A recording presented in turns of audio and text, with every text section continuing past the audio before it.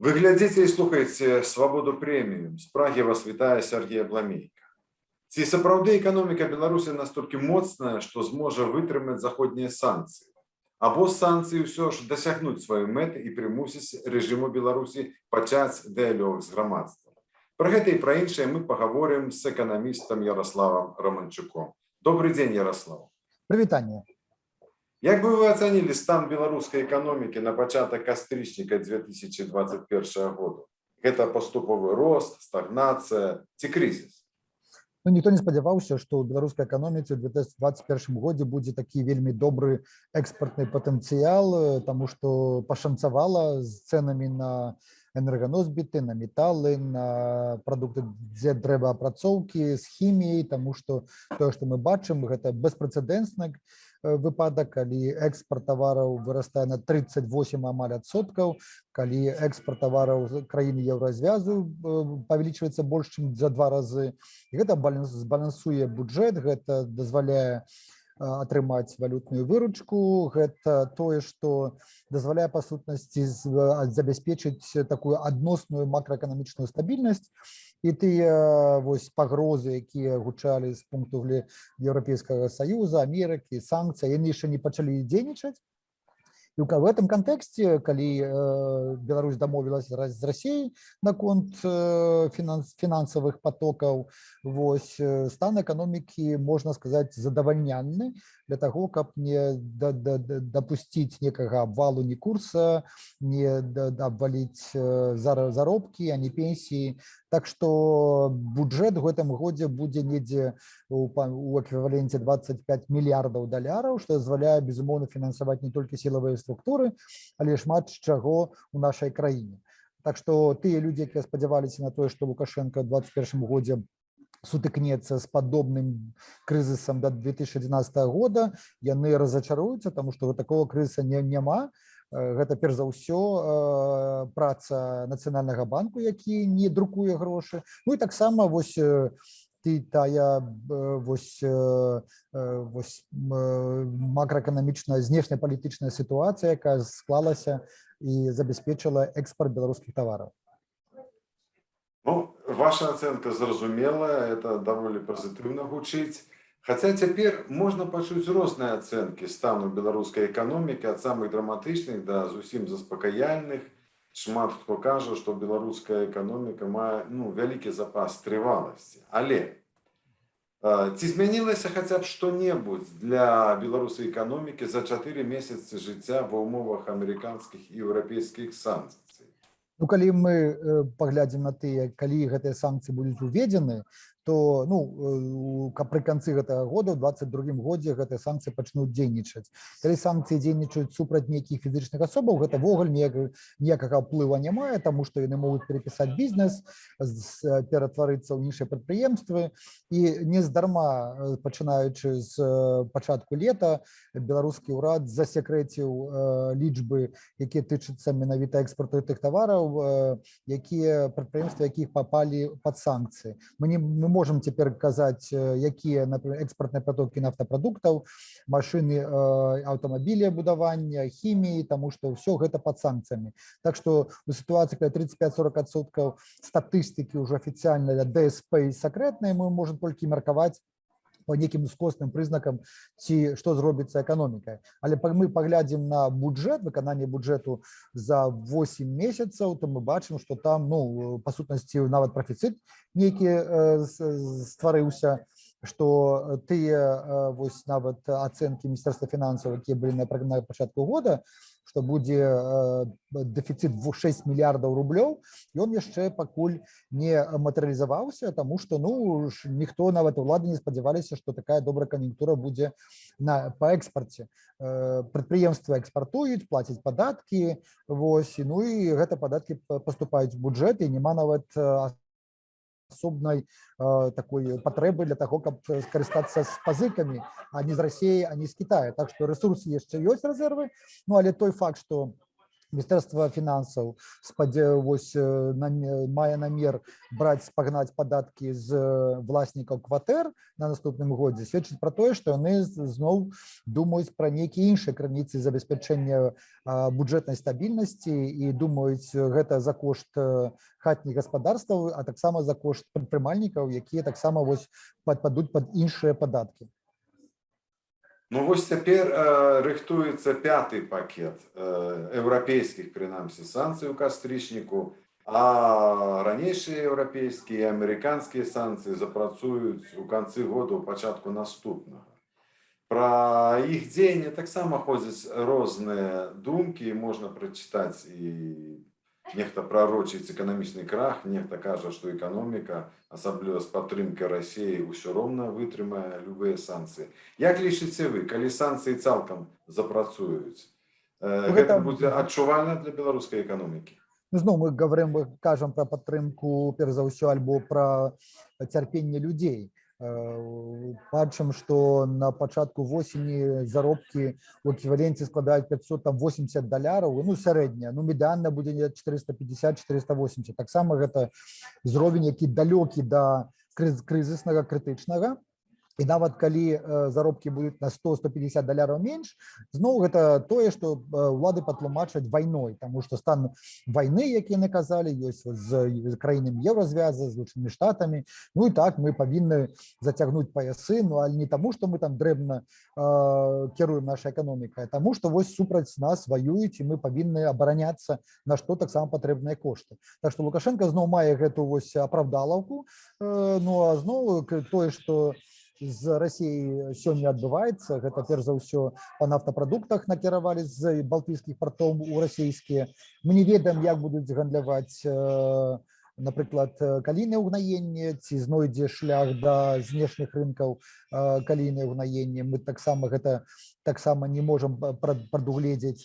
Ну але то, што санкцыі будуць балючымі, гэта відавочна на фінансавай структуры, на рознага бізнесу. І колькі гэта праатрымаецца, беларуская мадэль, ну я думаю, в 2022 годзе з гэтымі запасамі яшчэ будзе больш-менш адносна стабільнай, таму што нават пад $8 мільярдаў золатавалютных рэзерваў мае беларуская ўлада, і калі нават они выкарыстоўвае 3 мільярды на аплату даўгоў, то гэта таксама тое, што ёсць, а плюс яшчэ магчымасць прадаць нешта для Расіі, узяць крэдыт ад Расіі. Так што я не думаю, што гэты наступны год будуць гадамі, якія аднуляць давер да эканамічнай ўлады Лукашенка. Это мы говорили про санкции, але все мы вучыліся калісьці ў ВНУ і вучылі эканоміку, і памятаем, што для эканомікі вельмі важна настроі грамадства, масаў, не толькі фінансы і вытворчасць у аснове эканомікі. Як вы лічыце, некія панічныя настроі могуць пахіснуць сітуацыю ў беларускай эканоміцы? Ну, паніка на роўным месца не ўзнікае. Паніка павінна мець нейкія падставы. Бачыце, як паводзяцца ўлады, калі яны павышаюць цэны там па одну копейку на паліва, потым жыллёва-камунальныя паслугі, ну, крыху павялічылі там на 5%. Няма такога бурнага ўзросту, няма аднаразовых буйных у разы павышэнняў тарыфаў цэнаў, няма дэфіцыту. Вось таму я думаю, што для падставаў для панікі няма. Ну, глядзіце, 18 месяцаў настрой вытворцаў у негатыўнай зоне. Ну і што? Мы не бачым нават адтоку буйнога людзей з парка высокіх тэхналогій. Мы не бачым, хаця вось і дырэктароў садзяць у турму, і за хабар, і за ўсё, але тыя сістэмныя прадпрыемствы, якія працуюць на дзяржаўны сектар, на эканоміку дзяржплан Савок, яны на месцы, таму што попыт на гэтыя тавары, на паслугі яны ёсць. І тут беларускі ўрад, Лукашенко выкарыстоўвае менавіта нашы вось тыя тавары, якія былі там, якія дае зямля. Вось дрэваапрацоўка, гэта тое, што было калійнае ўгнаенне, што было нафтапрадукты, таксама ніколі нікуды не падзеліся.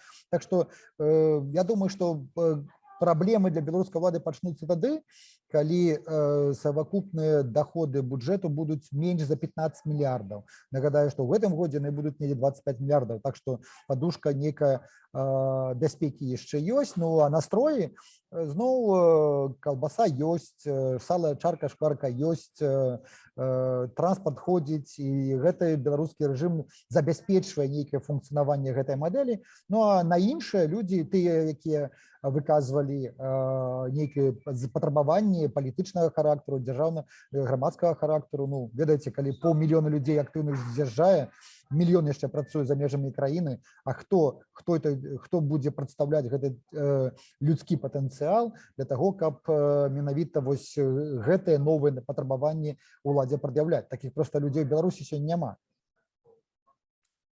І на заканчэнне два пытанні. Па-першае, ці могуць эканамічныя санкцыі, на вашу думку, прывесці да абмежавання ці страты беларускага суверэнітэту на карысць Расіі? Па сутнасці, што сёння адбываецца, гэта ўцягванне Беларусі ўсё больш у арбіту ваеннай, інфармацыйнай, дыпламатычнай, геастратэгічнай палітыкі Расіі. Гэта ўжо ідзе эрозія нашага суверэнітэту. І я калі выступаў супраць санкцыяў, менавіта гэта меў на ўвазе, што сёння, ведаеце, ну, тое, што столькі людзей беларусаў апынулася за межамі, той стан грамадскага палітычнага супраціву, а таксама той узровень залежнасці, які маем сёння, праз 28 мапаў інтэграцыйных расіяне могуць зрабіць так, што ў наступным годзе, недзе на восень, напрыканцы восені, колькасць людзей, якія будзе лабіваць інтарэсы расійскіх структур і Крамля, будуць перавышаць нават колькасць тых людзей, якія будуць лаяльны Лукашэнцы. Гэта, безумоўна, з'яўляецца асноўнай пагрозай нашага суверэнітэту і існавання незалежнасці нашай краіны. Вы ўжо часткова адказалі на гэтае пытанне, але я ўсё ж яго задам. Ці могуць санкцыі Захаду дасягнуць сваёй мэты? Это значыць дэмакратызацыі Беларусі і пачатку ўнутранацыянальнага інклюзіўнага дыялогу.